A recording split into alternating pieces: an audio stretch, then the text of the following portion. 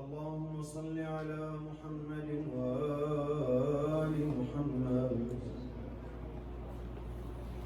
اللهم صل على محمد وآل محمد. اللهم صل على محمد وآل محمد.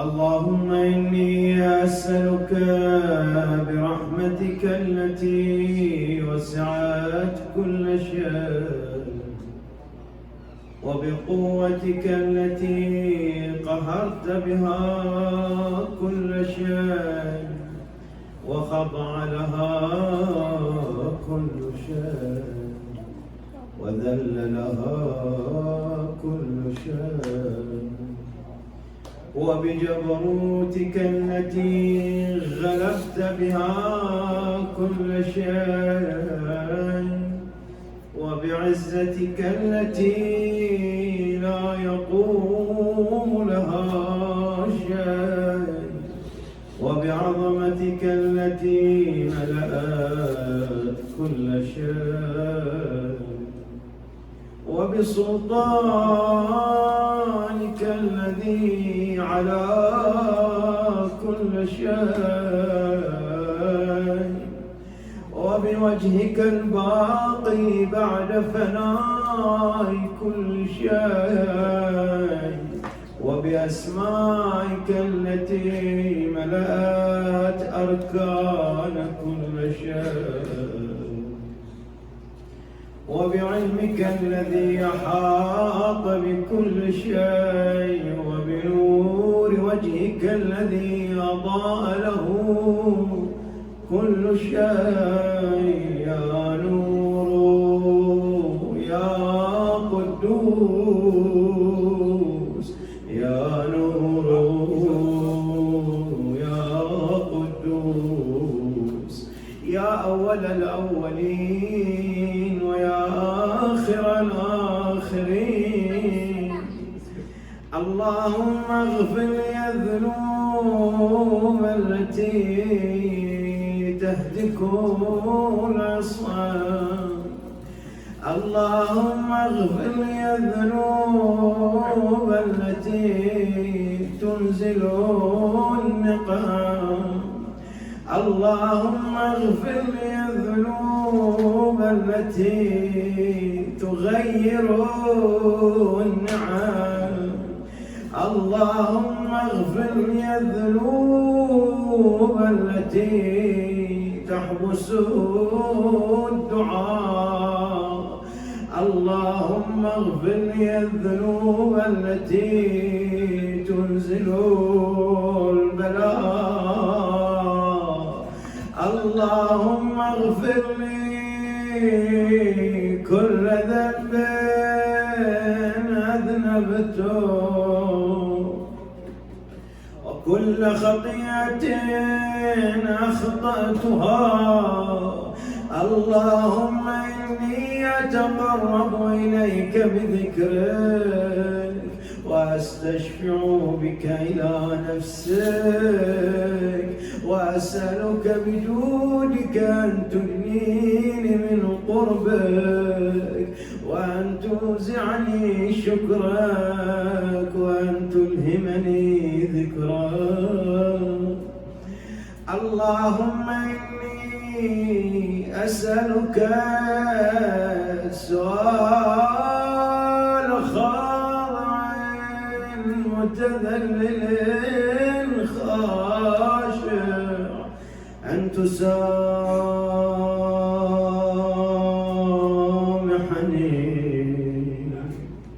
وترحمني وتجعلني بقسمك راضيا قانعا وفي جميع الأحوال متواضعا.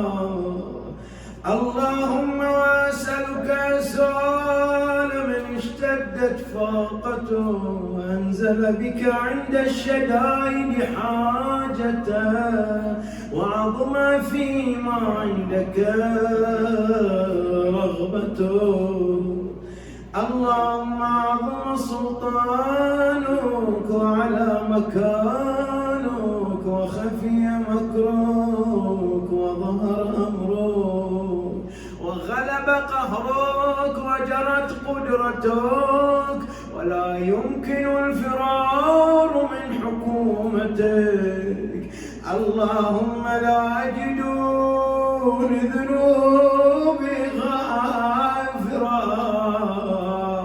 ولا لقبائحي ساترا ولا لشيء من عملي القبيح بالحسن مبدلا غيره.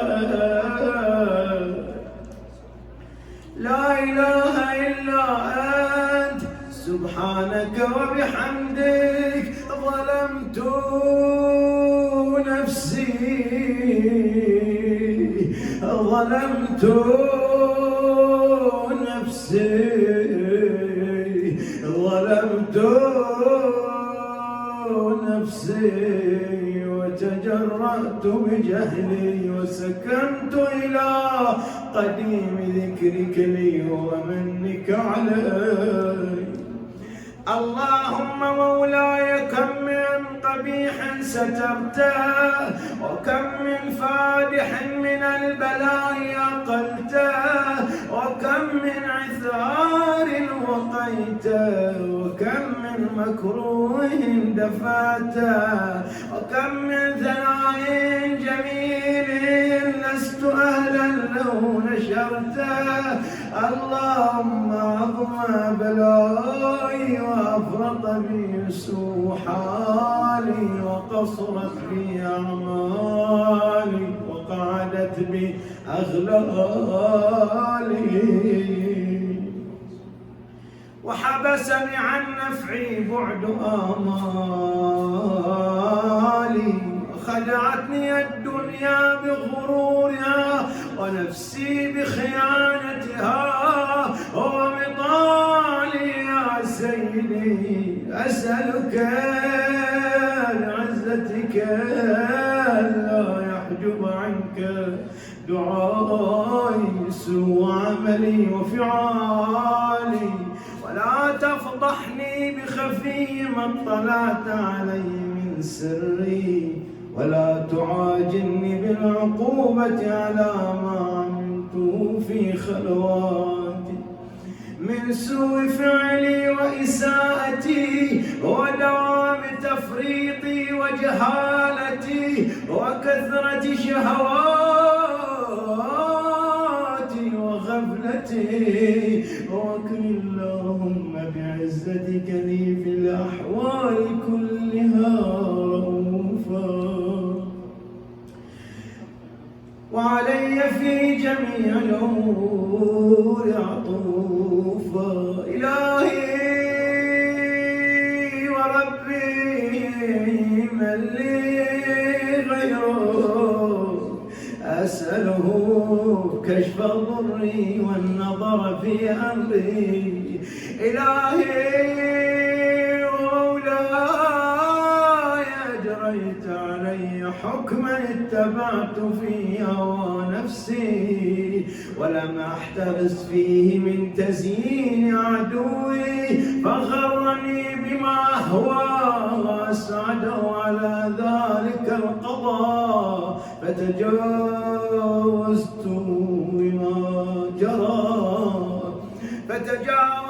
بما جرى علي من ذلك بعض حدودك وخالفت بعض أوامرك فلك الحجة علي في جميع ذلك ولا حجة لي فيما جرى علي فيه قضاء. وألزمني حكمك وبلاك وقد أتيتك يا إلهي بعد تقصيري وإسرافي على نفسي معتذرا نادما منكرا معتسرا مستقيلا مستغفرا منيبا مقرا مذعنا معترفا لا أجد مفرا مما كان مني ولا مفزعا أتوجه إليه في أمري غير قبولك عذري وإدخالك إياي في سعة من رحمتك. اللهم فاقبل عذري وارحم شدة ضري وفكني من شد وثاقي. يا رب ارحم ضعف بدني ورقة جلدي ودقة عظمي. يا من بدا خلقي وذكري وتربيتي وبري وتغذيتي هبني لابتداء كرمك والسالف برك بي. يا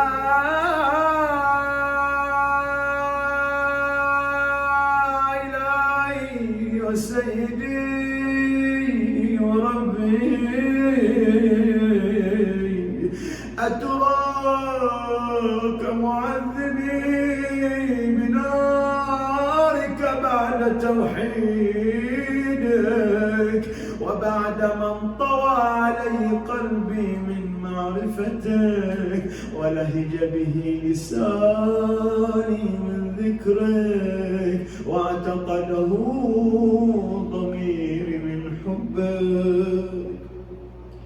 وبعد صدق اعترافي ودعائي خاضعا لربوبيتك هيهات أنت أكرم من أن تضيع من ربيته أو تبعد من أدنيته أو تشرد من آويته أو تسلم إلى البلاء من كفيته ورحمته. وليت شعري يا سيدي وإلهي ومولاي أتسلط النار على وجوه خرت لعظمتك ساجدة وعلى ألسن نطقت بتوحيدك الصادقة وبشكرك مادحة وعلى قلوب اعترفت بإلهيتك محققة وعلى ضمائر حوت من العلم بك حتى صارت خاشعة وعلى جوارح سعت إلى أوطان تعبدك طائعة وأشارت باستغفارك مذعنة. ما هكذا الظن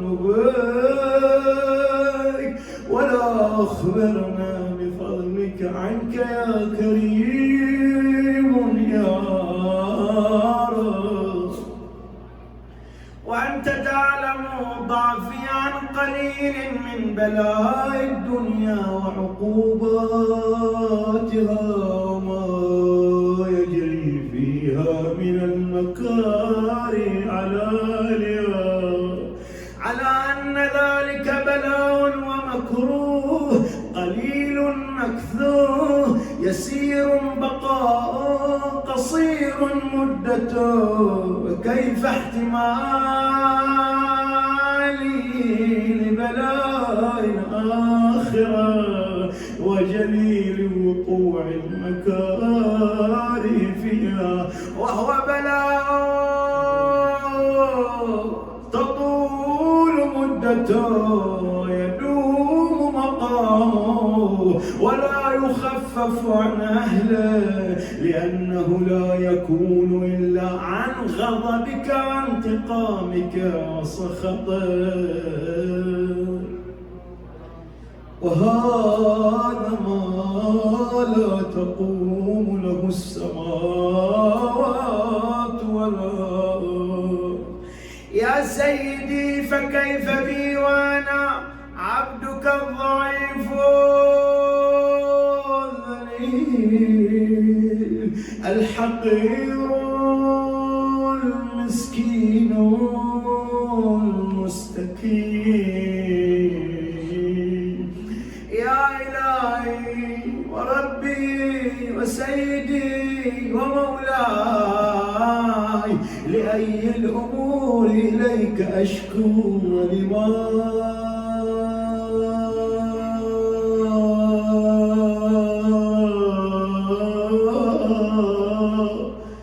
ولما منها ضج وأبكي، لأليم العذاب وشدته أم لطول البلاء ومدته، بل أن صيرتني للعقوبات مع أعدائك، وجمعت بيني وبين أهل بلائك، وفرقت بيني وبين أحبائك وأوليائك. فهب لي يا إلهي وسيدي ومولاي وربي، صبرت على عذابك فكيف أصبر على فراقك، وهب لي صبرت على حر نارك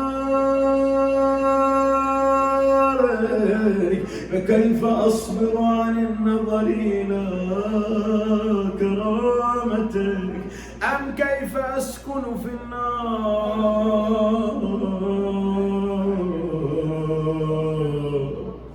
ورجائي عفوك.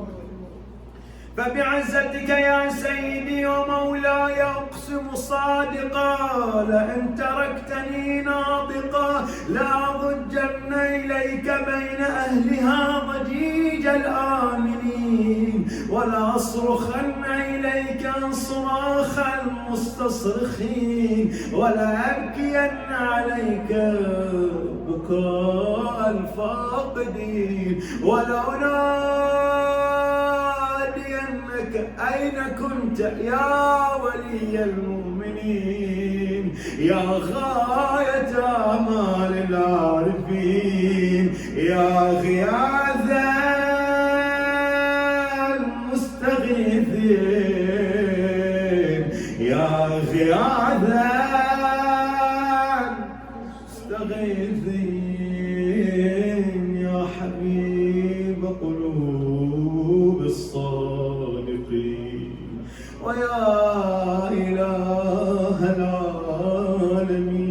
أفتراك سبحانك يا إلهي وبحمدك تسمع فيها صوت عبد مسلم سجن فيها بمخالفته، وذاق طعم عذابها بمعصيته، وحبس بين أطباقها بجرمه وجريرته، وهو يضج إليك ضجيج مؤمل لرحمتك، ويناديك بلسان أهل توحيدك، ويتوسل إليك بربوبيته.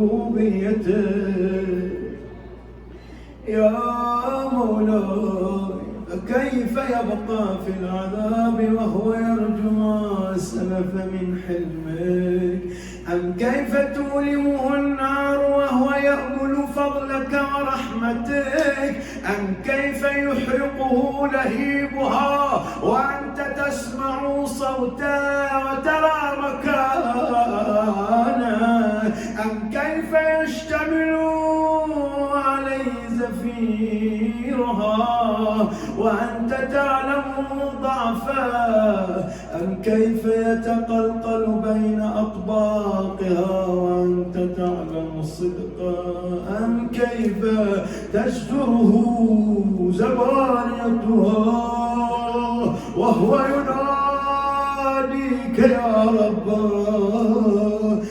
كيف يرجو فضلك في عتقه منها فتتركه فيها. هيهات هيهات ما ذلك الظن بك ولا المعروف من فضلك ولا مشبه لما عاملت به الموحدين من برك وإحسانك. فباليقين أقطع لولا ما حكمت به من تعذيب جاحديك وقضيت به من إخلال معانديك لجعلت النار كلها بردا وسلاما وما كانت لأحد فيها مقرا ولا مقاما.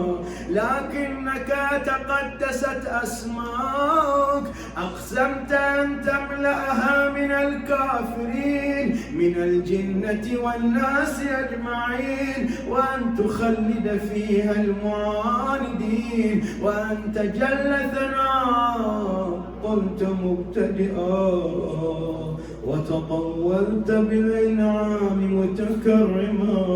فمن كان مؤمنا كمن كان فاسقا لا يستوون.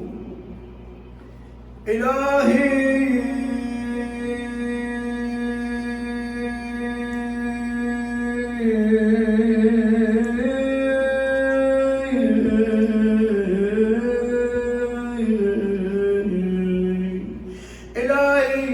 وسيدي فأسألك بالقدرة التي قدرتها وبالقضية التي حتمتها وحكمتها وغلبت من علي أجريتها أن تهب لي في هذه الليلة وفي هذه الساعة كل جرم أجرمته وكل ذنب أذنبته وكل قبيح أسررته وكل جهل عملته كتمته أو أعلنته أخفيته أو أظهرته وكل سيئة أمرت بإثباتها الكرام الكاتبين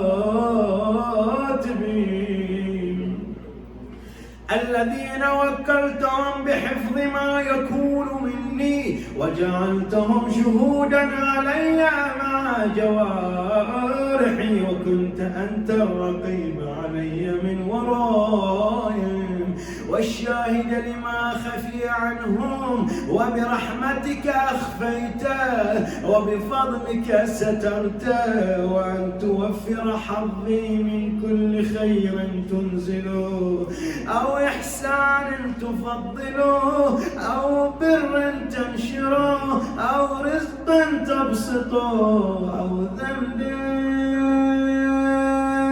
تغفره أو خطأ تستره. يا ربي يا ربي يا رب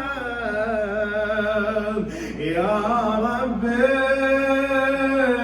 يا ربي يا رب يا سيدي مولاي ومالك رقي يا من بيده ناصيتي يا عليما بضري ومسكنتي يا خبيرا بفقري وفاقتي يا ربي يا ربي يا رب يا ربي يا ربي يا رب أسألك بحقك وقدسك وأعظم صفاتك وأسمائك أن تجعل أوقاتي في الليل الليل والنهار بذكرك معمورا وبخدمتك موصولا وأعمالي عندك مقبولا حتى تكون أعمالي وأورادي كلها وردا واحدا وحالي في خدمتك سرمدا. يا سيدي يا من عليه معولي يا من إليه شكوت أحوالي يا ربي يا ربي يا رب يا ربي يا ربي يا رب يا ربي يا ربي يا رب. قو على خدمتك جوارحي واشدد على العزيمة جوانحي وهب لي الجد في خشيتك والدوام في الاتصال بخدمتك حتى أسرح إليك في ميادين السابقين وأسرع إليك في المبادرين وأشتاق إلى قربك في المشتاقين وأدنو منك دنو المخلصين وأخافك مخافة الموقنين وأجتمع في جوارك مع المؤمنين. اللهم ومن أرادني بسوء فارد ومن كادني فكد واجعلني من أحسن عبيدك نصيبا عندك وأقربهم منزلة منك وأخصهم زلفة لديك فإنه لا ينال ذلك إلا بفضلك وجد لي بجودك واعطف علي بمجدك واحفظني برحمتك واجعل لساني بذكرك لهجا وقلبي بحبك متيما ومن علي بحسن إجابتك